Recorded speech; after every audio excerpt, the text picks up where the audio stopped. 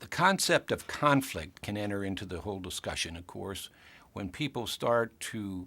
pull back into their shells in any kind of a crisis kind of a mode, or in a time when there really hasn't been substantial planning back and forth between. The key element always is communication. As long as the institution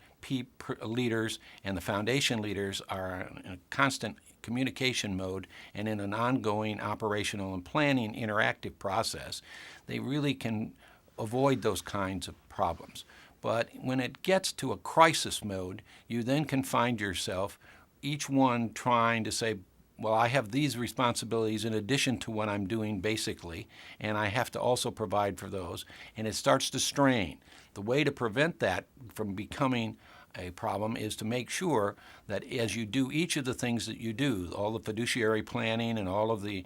budgeting and all of the ongoing maintenance of the funds and the handling of the various kinds of resources the foundation gets and that the university receives the resources of, there's constant understanding that there will be highs and lows, and so you look for a leveling process so that you don't get too high when you're riding a high premise, but at the same time have to fall into an abyss when you get a volatile change in a market such as we've had in 2008 and 9. Many institutions hadn't really focused on that. They had been riding high with good markets in the 90s and into the early part of the 2000 environment and hadn't really seen a substantial setback. On the other hand, those that had really thought about it and had reserves planned ahead of time were able to ride out that volatility.